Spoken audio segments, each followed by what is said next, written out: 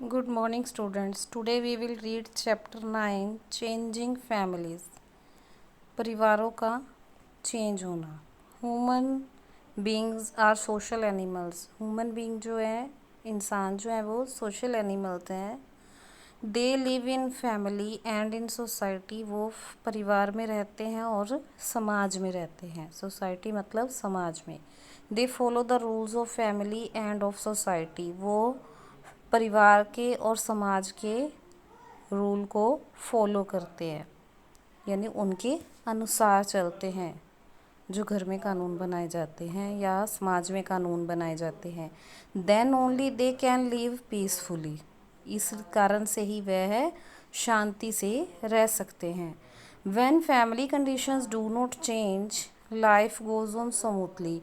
जब फैमिली की conditions change नहीं होती, अवस्थाएं चेंज नहीं होती हैं, तो लाइफ स्मूथली चलती है, बड़े आराम से चलती है. But when there is any change, लेकिन जहाँ भी उसमें कुछ चेंज आता है वो तो it takes time to accept. तो उसे एक्सेप्ट करने में, उसे अपनाने में वक्त लगता है.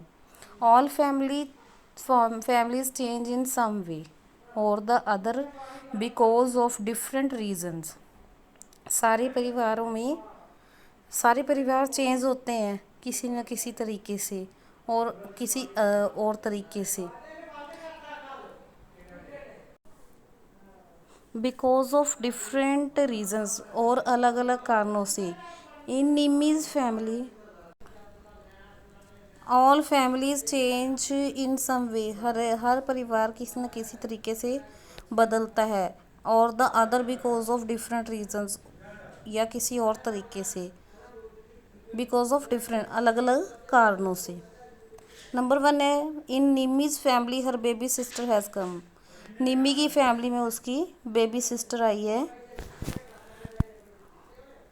They all are excited to see the child. वे सारे उसको देखने के, छोटे चाइल्ड को देखने के लिए बहुत ही उत्सुक हैं. Before the birth of baby sister of Nimi there were 5 members.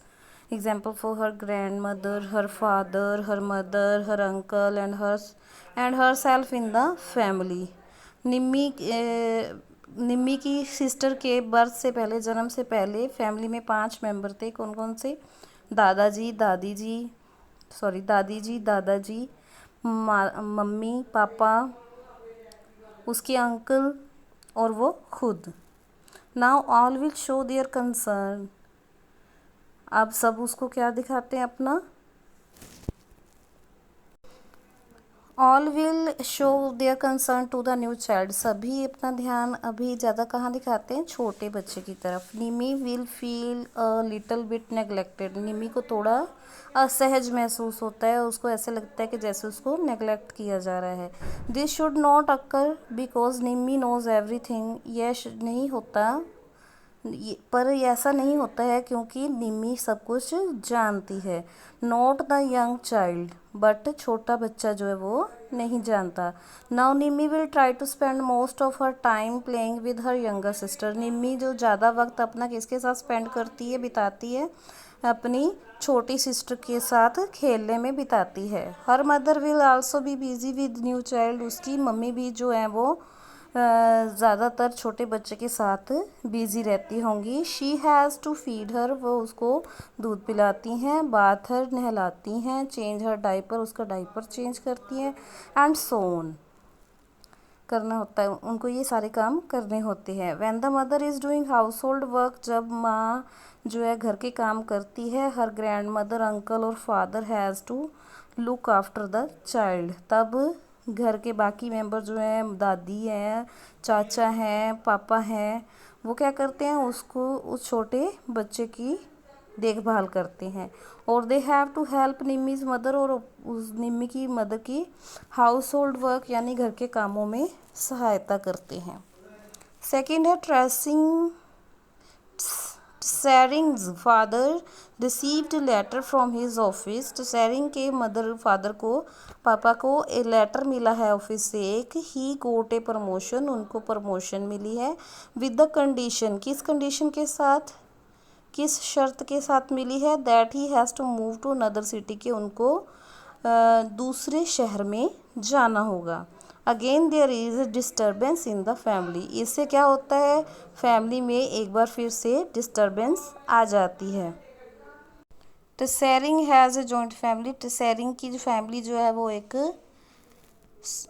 संगठित परिवार है, जॉइंट फैमिली है। He has grandfather, grandmother, father, mother and himself in his family. उसकी फैमिली में पापा हैं, दादी हैं, दादू हैं, ठीक है, पापा हैं, मम्मी हैं और वो खुद है।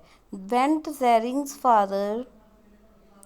Father showed letter to the family. जब टेसेरिंग के पापा जो है अपनी फैमिली को, अपने परिवार को वो लेटर दिखाते हैं, एवरीबॉडी स्टार्टेड रिएक्टिंग। सभी उस पर रिएक्ट करते हैं, उस लेटर के बारे में रिएक्ट करते हैं, रिएक्ट करना शुरू कर देते हैं। His grandparents were worried that who will live with his father in the new city till he gets an accommodation। उसके जो दादाजी हैं वो इस बारे में चिंतित हैं कि उसके पापा के साथ, टेसेरिंग के पापा के साथ न्यू सिटी में, नए शहर में कौन रहेगा जब तक कि उनको रहने के लिए स्थान नहीं मिल जाता। Tsering's mother was worried about packing of all household things and unpacking by reaching new place.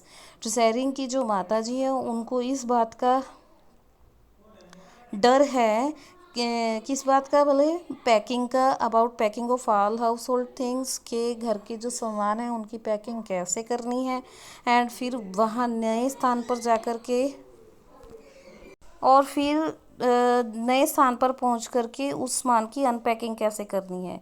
His grand parents were also worried. उसके जो ग्रैंड पेरेंट्स हैं वो भी डरे हुए हैं, that at the new place they will not have friends, the climate is different, how will they accommodate with all this.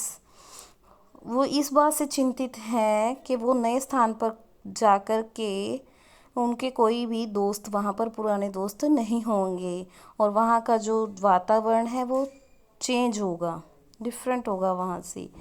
वे कैसे रह पाएंगे, how will they accommodate with all this, वह इस तरह उन सब चीज़ों के साथ कैसे रह पाएंगे। टेसेरिंग वाज वेरी एक्साइटेड। टेसेरिंग बहुत उत्साहित है, because he will travel by train, क्योंकि उसको क्योंकि वह ट्रेन से सफ़र करेगी, बाय बस एट्सेट्रा, और बस से सफ़र करेगी। He will have new school, उसको एक नया स्कूल मिलेगा, न्यू फ्रेंड्स मिलेंगे etcetera.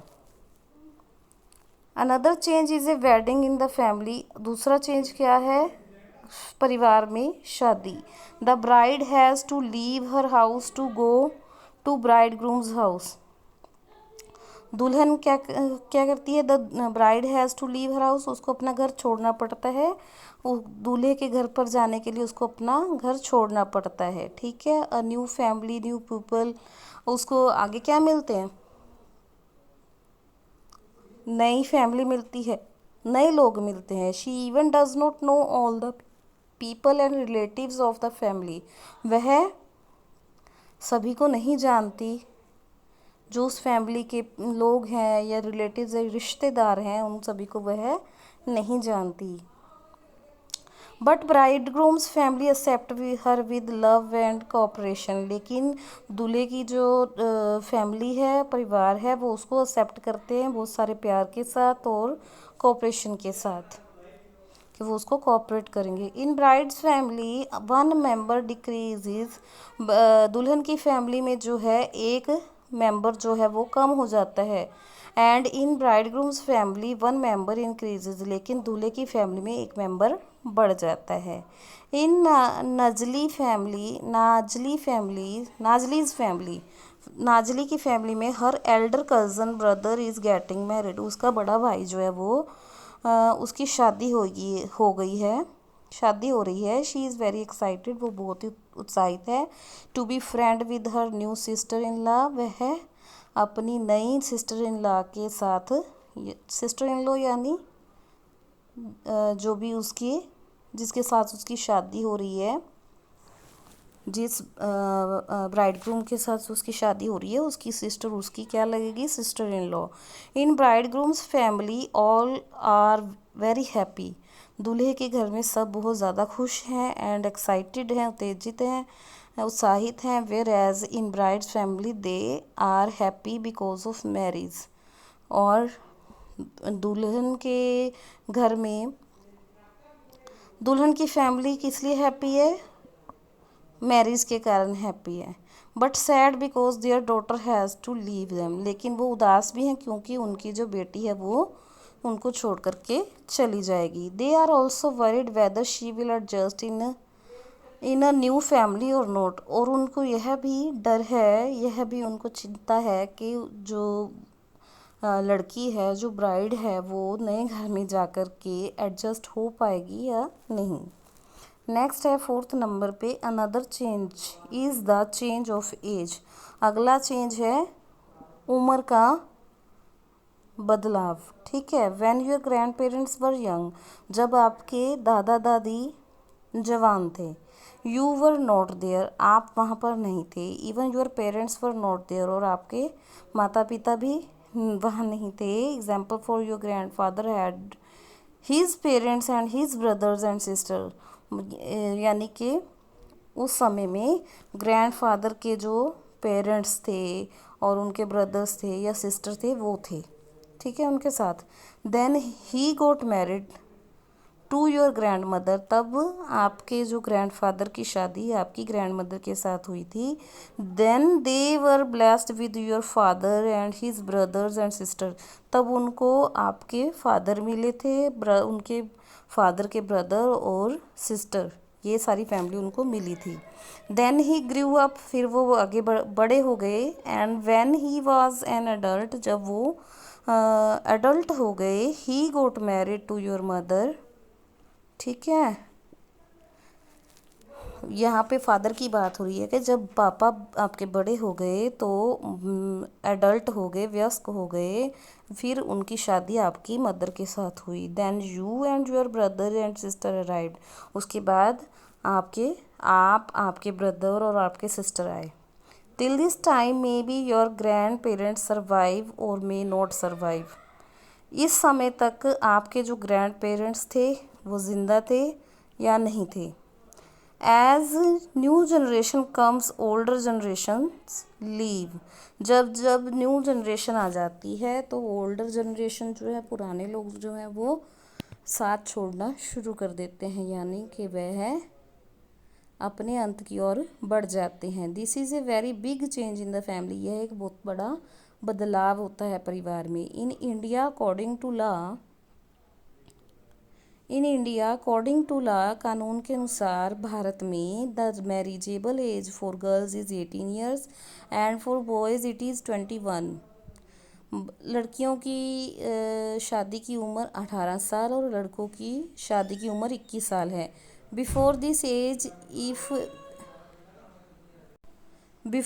As if they get married, इस एज से पहले अगर उनकी शादी हो जाती है, इट इज़ ए क्राइम, तो यह एक जुर्म है। But still in some states of India people do not follow this rule, लेकिन अभी भी कई स्टेट्स में, कई राज्यों में इंडिया के लोग इस रूल को फॉलो नहीं करते, नहीं मानते।